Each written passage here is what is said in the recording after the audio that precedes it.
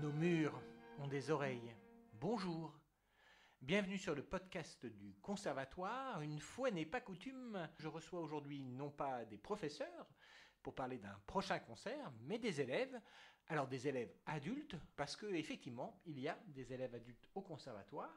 Sur les 937 élèves du Conservatoire, les élèves adultes représentent 125 élèves. Alors 23 sont devenus adultes entre le moment où ils ont intégré le conservatoire, donc généralement vers l'âge de la primaire, jusqu'à aujourd'hui. 23 et puis on peut en ajouter 2 qui restent au conservatoire sans avoir fait de pause et sont aujourd'hui dans l'ensemble instrumental. On a ensuite 34 élèves membres du chœur d'adultes, ce seront les invités de ce podcast. Nous avons ensuite 25 élèves d'art dramatique, qui prend les élèves à partir de 16 ans, mais donc certains qui peuvent être bien plus âgés. On a ensuite les élèves de chant lyrique. Ensuite, nous avons les élèves de l'atelier Open, donc un cours de danse classique pour adultes. Il y a ensuite 9 élèves du Big Band, et donc 2 élèves de l'ensemble instrumental, auxquels on ajoute les 2 élèves dont on a parlé précédemment.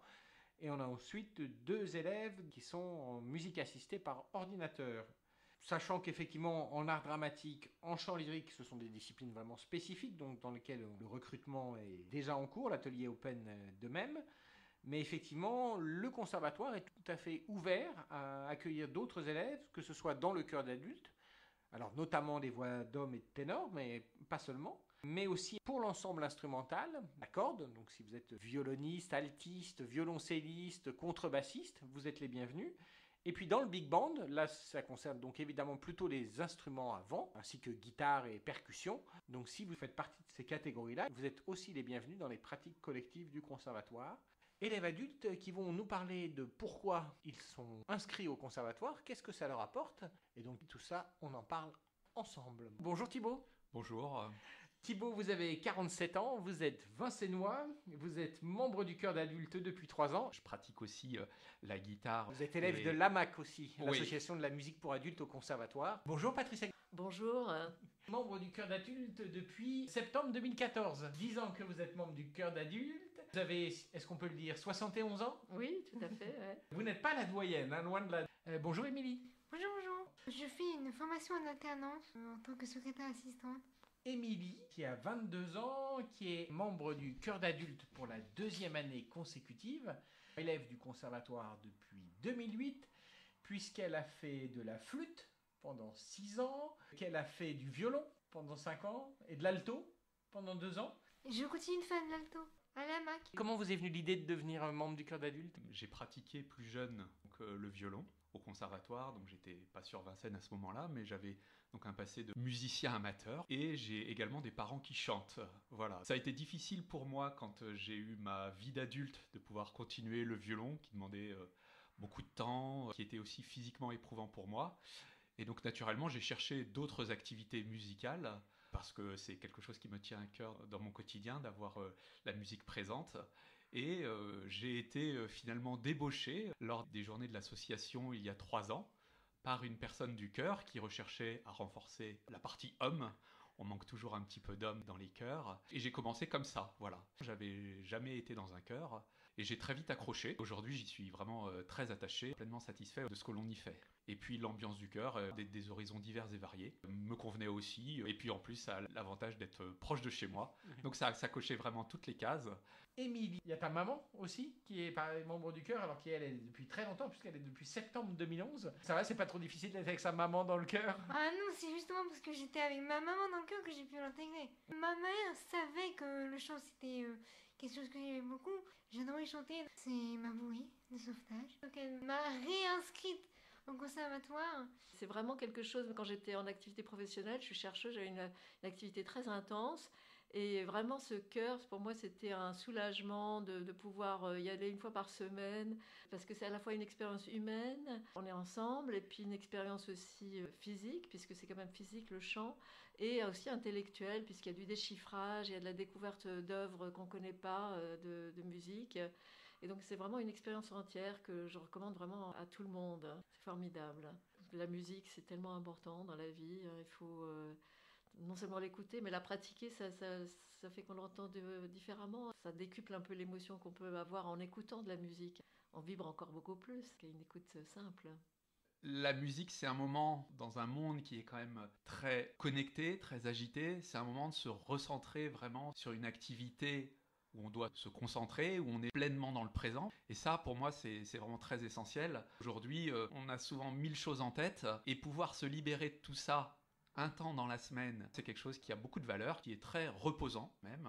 Alors, une chose qui peut faire peut-être un peu peur, on ne sait pas, est-ce que ça ne demande pas une trop grosse charge de travail? Voilà. On répète une fois par semaine, le jeudi soir, avec quelques week-ends de préparation pour les concerts. On en fait en général 2 par an. Le jeudi soir est rythmé en plusieurs temps. Il y a une partie formation musicale qui se rapproche du solfège. On a une pédagogie évidemment qui est adaptée. Après, il y a une partie chauffe. Ensuite, il y a une partie en général pupitre, et puis ensuite une partie chœur tous ensemble. Dans ce chœur, on a la chance d'avoir plusieurs encadrants, et ça c'est quelque chose que j'apprécie particulièrement. Du coup, on travaille le chœur sous différents aspects, bien sûr tous ensemble, mais aussi en pupitre, et puis aussi toute la technique vocale qui va avec, le travail de la respiration, de la posture. Pour moi, en tout cas, je trouve que c'est parfait, puisque justement, il y a quand même une remise à jour sur le solfège qu'on a pu un peu oublier. Puis c'est un peu de technique vocale qui est vraiment tellement essentielle pour le chant, pour placer sa voix. Il y a vraiment un complément très important et très utile. Au point de vue travail, bon, c'est sûr qu'il faut un peu revoir un peu les partitions, mais c'est quand même assez léger. Je pense qu'il est peut-être important d'avoir quand même quelques bases de solfège pour être à l'aise avec le déchiffrage des partitions. Moi, c'est vrai que j'avais la chance de lire la musique. Maintenant, il y a des gens qui trouvent des stratagèmes pour travailler nos œuvres. Ça peut être des enregistrements, même parfois des enregistrements pendant les répétitions, que les gens se repassent après. Puis grâce au cours de FM, ceux qui savent pas lire les partitions arrivent à apprendre. Donc comment ça s'articule avec la vie de famille, voilà, avec la vie professionnelle, personnelle? Le jeudi soir, à partir de 18h30 jusqu'à 22h, voilà, on peut être pleinement occupé au conservatoire. Pour ceux qui ne peuvent pas, parce qu'on a tous des activités professionnelles, la vraie partie chœur commence plutôt aux alentours de 19h30. Effectivement, je pense que quand c'est dans la vie professionnelle, il faut s'organiser pour se dire que le jeudi soir, réunion, je pars à 7h ou à 6h30 pour être à l'heure. Et puis prévoir un peu, oui, d'avoir un peu mangé un peu avant, etc. Donc pour moi, le jeudi soir est sacré, hein, donc il n'y a pas d'autres sorties. Très très exceptionnellement, je vais manquer. C'est quand même important d'être régulier. Quand j'ai ma vie professionnelle, j'avais de temps en temps des déplacements professionnels où je ne pouvais pas venir. Bon, je pense que les chefs de chœur, ils comprennent bien ça et s'adaptent. On bénéficie vraiment aussi de l'expérience des personnes qui nous encadrent, dont c'est le métier. Et donc on a vraiment des compétences qu'on ne trouve peut-être pas forcément dans d'autres chœurs. Voilà, moi encore une fois, j'avais fait beaucoup de conservatoires et j'ai appris encore énormément de choses en termes de chant, de technique vocale.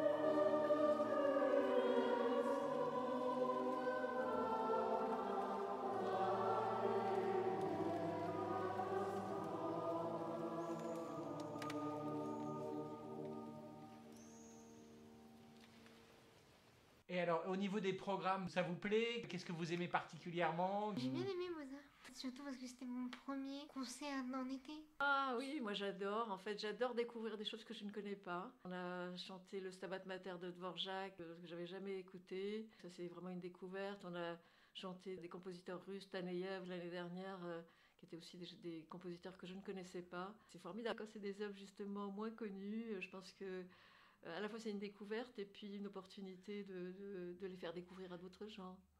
Ayant un passé de violoniste, j'étais habitué à des compositeurs très classiques, Bach, Mozart, Brahms, Mendelssohn, etc.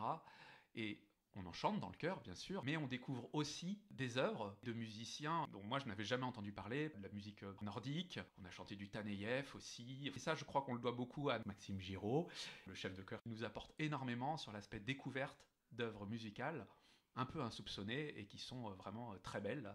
Comment ça se passe avec Maxime? Ah, il est formidable. Il est formidable, il est jeune, plein d'enthousiasme. Au début, il avait une petite timidité, et puis maintenant, ça y est, il nous a adoptés. Il est très exigeant sur la justesse, mais il comprend vraiment aussi nos problèmes, parce qu'on n'est pas des professionnels. Il s'adapte totalement au chœur, et il comprend ce qu'il peut nous demander et ce qu'il ne peut pas nous demander. Et le résultat est d'ailleurs toujours beaucoup mieux que ce qu'on pouvait attendre. Il y a eu beaucoup d'initiatives, à la fois dans le répertoire que l'on chante, on doit ça beaucoup à notre chef de chœur qui nous fait découvrir tout plein d'œuvres diverses et variées, mais aussi on a eu l'occasion de chanter dans certains festivals avec d'autres chœurs. On s'est produit à différents endroits, au conservatoire, à la mairie, dans des églises. Et avec le pianiste? Oui, Michael, il est tout nouveau, mais il est bon. Comment ça se passe cette ambiance intergénérationnelle dans le chœur? On s'en fiche de l'âge, j'ai l'impression. Hein. Ah, moi, c'est comme ça que je le sens. Je vois la jeunesse d'esprit chez chaque membre du chœur. On a vraiment plaisir à travailler ensemble. On a vraiment des horizons très très variés, très différents dans le chœur, une pyramide d'âge très large. Et voilà, on arrive quand même à créer une bonne dynamique, à faire nos concerts. Et ça, un petit peu, j'ai envie de dire, quel que soit le niveau des gens. Je trouve qu'il y a une bonne fraternité ou sororité, puisque je suis chez les altos. Il n'y a pas de jugement. Je pense que bon, les jeunes ont forcément une voix parfois plus facile, plus belle. Quand on vieillit, on a une voix qui est un peu plus éraillée, disons, un peu moins belle. Mais non, ça se passe bien. La pause goûter est souvent le bienvenu et un moment aussi d'échanger un peu plus avec les gens du chœur. L'occasion pour les membres du chœur de se connaître un peu plus. On fait des pauses en fin d'année. Après les concerts, on va boire un verre ensemble. Autour de ça, il y a quand même une très belle ambiance et une très belle amitié qui se crée. On est toujours vigilant à garder des pupitres nourris. Si vous êtes des hommes, on en cherche, on en manque beaucoup, principalement des ténors actuellement. Et basses aujourd'hui. C'est très chaleureux, c'est bien si vous aimez chanter, vous n'allez pas vous ennuyer. Et ben voilà, venez signer, venez nous rejoindre. Il faut vraiment ne pas hésiter à venir passer une petite audition. Voilà, vous trouverez plein de bonnes choses dans ce chœur. Voilà, et j'espère vous voir tous nombreux à notre concert. Voilà, rendez-vous est pris donc le vendredi 14 juin à 20h pour British and American Lights. Merci Thibaut. Merci Vladimir. Merci beaucoup Patricia de votre témoignage. Merci beaucoup, à bientôt. Merci beaucoup Émilie. Au revoir. Au revoir. Si vous voulez donc vous inscrire pour une activité adulte au conservatoire, voilà, c'est en ce moment et puis jusqu'à la rentrée de septembre. Alors jusqu'à maintenant, le conservatoire n'avait pas de stand sur la journée des associations au mois de septembre, mais pour le mois de septembre prochain, donc il y aura un stand officiel du conservatoire. Alors officiel filière voix du conservatoire et donc dans lequel voilà, on parlera notamment de ce chœur d'adulte, de la filière voix aussi plus pour les enfants et les adolescents et puis des autres pratiques collectives ouvertes aux adultes. À très bientôt donc pour un nouveau numéro du podcast. Merci. Au revoir.